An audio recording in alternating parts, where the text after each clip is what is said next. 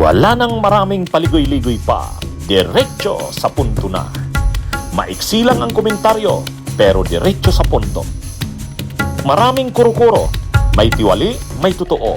Dito, sa puntong diretso tayo. Punto, diretso. Itong tungkol sa final na plunder, itong final na plunder ng grupo ninyo, ano? Yung Akbayan, Tindig Pilipinas. Ngayon, ang daming mga binabatong issues ng mga DDS. Sagutin mo nga ito, Nal. Unang issue nila, bakit daw ang issue ngayon ay flood control, bigla na naman itong mga itong grupo ng mga kakampings at mga dilawan ay bigla daw nag-shift kay Sara. Parang sigurado daw, sabi to ni Topacio, official na statement ng PDP Laban, utos daw yan ni Marcos para ma-divert ang atensyon. Mabalik uli sa Sara. Pangalawa, Nald, diretso mo nang sagutin din to. Bakit daw ang kinakasuhan ay si Sara, samantalang sila Romualdez ang may malaking issue dito sa mga anomalya? Bakit si Sara ang kinakasuhan? O sige, Nald, bigay ka nga ng reaksyon dyan. Well, una ay, siyempre, hindi ko naman sila makukumbinse kahit ano sabihin ko. Pero nakita nyo naman, nung September 21 at nung November 30, at saka mga pagkilos in between, at saka afterwards, ang banat namin ay yung corruption sa Marcos government. Diba? Isa kami sa nagtutulak, nakasuhan yung mga government officials ng Marcos government ng corruption. Diba? From plunder to malversation of public funds, no, etc. So, hindi ko na kailangan ipaliwanag yung mga banat namin sa mga opisyales ng Marcos government. Ayun lang, ang kaibahan lang ay mukhang sasampahan na ng kaso itong mga binabanata namin. Itong mga senador, itong mga congressman, itong cabinet secretary, mukhang sasampahan na ng kaso or nasampahan na. Ang ayaw namin makalimutan itong final namin na impeachment kay Sara na pinigilan ng Supreme Court. Ayaw namin mawala yan. Kaya isinama namin, nag-file kami ng plunder. No? Basically, ito yung final din namin sa impeachment niya, kung maalala mo, attorney. Diba? Ito rin yung kinuha namin kinaso namin sa kanya. Kaso, hindi nag-prosper. So ayaw namin iwanan yon. Kaya nagsampa ng plunder. Pero yung isang objective nitong plunder, hindi naman siya matatanggal sa posisyon Dahil nga siya ay isang impeachable person. Pero baka pwedeng buksan yung kanyang mga bank accounts na hindi nabuksan sa Senado as a trial court dahil nga pinigilan ng Supreme Court at pinigilan ng Senate President noon, si Chis Escudero, si Mr. Forthwait, pinigilan yung impeachment. Ang sa amin naman, ayaw naming isuko yon. Gusto naming ipagpatuloy. Kaya hindi siya bago, attorney. Continuation lang ito nung sinampa namin kaso. Even before itong flood control.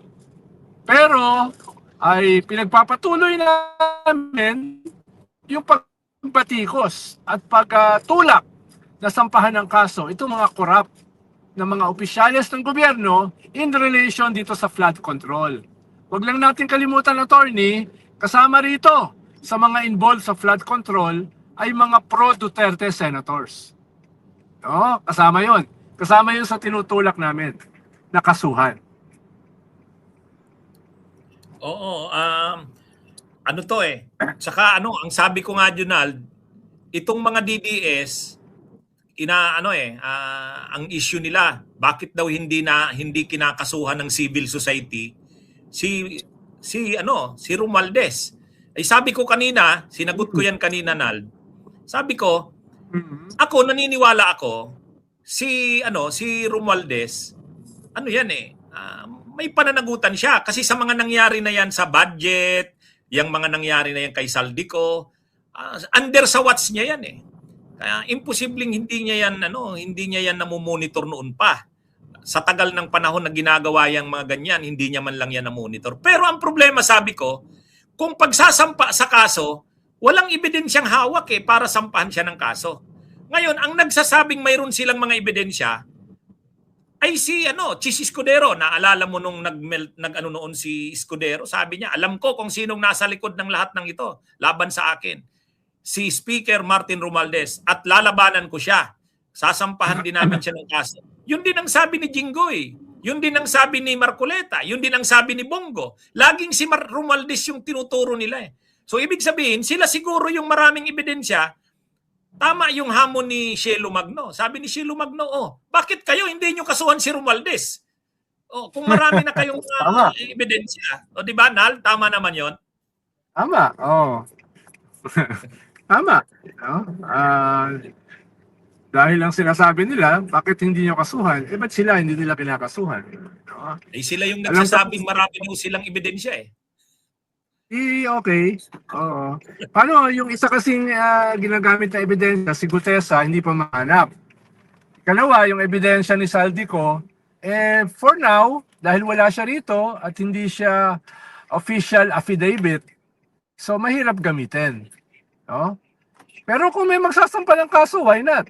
No, why not? Ito ang sinasabi ko lang, yung sinampa namin kay Sara is just a continuation nung sinampa ng kaso sa kanya sa impeachment. So hindi siya bago. Hindi siya bago. Tsaka nagsabi na si Yussi Claire Castro, yung grupo na yan na nag-file niyan, civil society yan. Kritiko nga yan ng administrasyon Hindi naman yan hawak ng administrasyon. Kaya maling-mali yung sinasabi ng kampo ng Duterte na ginawa yan ng mga nag-file na yan dahil utos ni Marcos. Mauutusan ba kayo ni Marcos, Nal? Mahirap, no? At siyempre, kung magpapatakbo sila Marcos ng kandidato sa 2028, lalabanan namin sila. Diba? Kaya ganun naman ang sinasabi ng mga iba no? Lalo na yung mga Duterte at yung ibang mga kaibigan natin.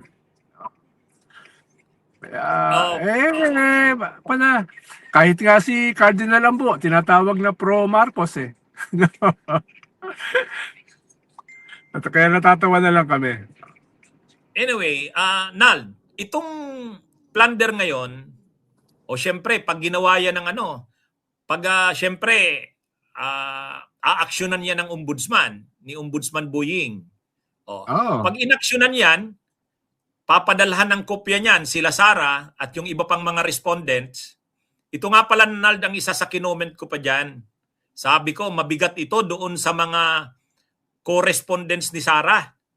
Yung mga officials ng OBP at saka ng dating DepEd. Sila, yung spokesperson niya, si Puwa. Tapos yung dalawang colonel ng Vice Presidential Security Group niya, sila Chica at Nolasco. Saka yung mga staff niya, yung mga officials ng DepEd at na siyang nag-incast ng mga cheque na yon, yung mag-asawang Paharda, yung Jenna Nolasco. Akala nila, Nald, nakalusot na sila. Kasi nung nag-hearing sa Kamara, sa House, nag-hearing, inaatake sila, nag-high blood sila, so dinadala sila sa veterans. Pagkatapos nun, walang nangyari na, nawala na yung impeachment. Kasi kung nagkaroon ng impeachment, mauobliga pa rin silang i-present doon sa impeachment court. Pero wala, hindi natuloy yung impeachment, so tuwang-tuwa sila. Ngayon, akala nila, tapos na, kasi ang pinagkakaabalahan na, flood control. Parang nakalimutan na. Tama rin naman yung nangyari. Hindi pa tapos yan. Kahit may flood control, balikan natin yung confidential funds. Nabigla siguro yung mga tao na yon, yung 15. At ang mabigat dito, Nald, si Sara Duterte, mai-invoke niya na siya'y impeachable official. So ang pwedeng gawin sa kanya, ay imbestigahan, pero pagdating sa makasuhan siya sa Sandigan Bayan, hindi maano yan ng Sandigan Bayan at hindi siya maaaresto maliban na lang pagkatapos ng term niya. Pero yung mga kasama niya, makukulong yun. Makukulong. Dahil non-bailable yan. Non-bailable. Kaya ano Nal, tama ba yung tingin ko na grabe to? Yes. Kung dati hinihimatay lang sila, high blood lang, nakita mo yung mga officials ng DPWH, yung mga Oo. officials ng Region 4B. Yung Oo. Region 4B, hindi na sila nagtago kasi alam nilang walang So naka-t-shirt, naka-ano na sila, yung PDL ng BJMP, nakapusa sila, nagko-cover ng mukha. Tapos sumunod naman, yung batch na naman ng DPWH ng Davao Occidental. Ayun na naman, nag-surrender na rin sila. Pag itong grupong ito ng mga officials ni Sara, ano kayang mga mangyayari sa kanila? Nai-imagine siguro nila. Si Sara makakalibre. Kasi hindi naman yan pwedeng ipistuin. Pero sila, yan na yung sila. Ang hirap Pero ng na lang. kalagayan nila yun. Pero na lang kung pupunta sila ng Portugal. Hindi yata sila handa sa ganyan. Mabuti si Saldico, ang daming pera nun. Pero sila, sasabihin pwede nila, rin. Pwede rin, attorney, yung iba sa kanila ay mag-volunteer na maging state witness. Diba? Oo. Mukhang mayroon diyang, alam mo na, pag naipit yung mga yan at nakaramdam na sila ng, matutulad yan kila, Yusek Bernardo. Dating DPWH DPWH Yusek Roberto Bernardo, nung una, matigas. Pero nung naramdaman niya nang wala na talaga, nag-cooperate na lang siya eh. Ama. Di ba naiyak nga siya nung linapitan siya nung chief of staff ba yun? O yung mga lawyers ni yung staff ni Jinggoy? Naiyak siya. Nag-sorry siya. Ganyan din ang posibleng mangyari dyan sa ilan. Sa mga tao na yan ni Sara. Siyempre, pag sila, pwede silang mag-state witness at hindi naman sila yung pinaka-guilty. Hindi sila pinaka-guilty. Pero Halimbawa, yung dalawang militar na nagdala ng pera, pwedeng tumestigo yan. Di ba? Hindi naman sila principal eh. Yan, talagang siguro si Zuleika Lopez naiisip niya rin. Kasi naiisip nila noon, kung sinampahan sila ng kaso sa ombudsman, martiris ang ombudsman, ligtas sila. Oo. Pero ngayon, Rimulya na eh. Rimulya na. At ang mahalaga dyan, kay Vice President, pwede nang buksan yung kanyang mga bank accounts. No? Pwede nang pabuksan yon. Hindi lang sa usapin ng plunder, sa usapin ng SALN. Dahil nga ni-reverse ng kasalukuyang ombudsman yung policy ni Martires sa SALN. So maraming mga possibilities ngayon. Maliban pa na dalawang kaalyado ni Sara, pwedeng isyuhan na ng international warrant ng ICC. Diba? Tapos yung mga kaalyado niya, mga senador, pwede na rin makasuhan. Oo, ito eh. Actually, magiging sakit ang daming kailangang suportahan ni Sara na pag pinabayaan niya yung mga yan, babaliktad yan sa kanya. Kailangan alalayan niya yung mga yan. Ang problema, kahit alalayan niya, malamang hindi handa ang mga yan na makulong. Maiiwan nila yung kanilang pamilya. Kahit alalayan niya yung mga yan, dahil non-bailable yung kaso, kulong kagad yan. Oo, kaya mahirap talaga tong sitwasyon na to. Akala nila ligtas na sila eh. Akala nila ligtas na. Bunyog, halikan na kasama ka. Bunyog, kapag buklod ay may pag-asa. Luzon, Visayas, Mindanao, isa ang pananaw.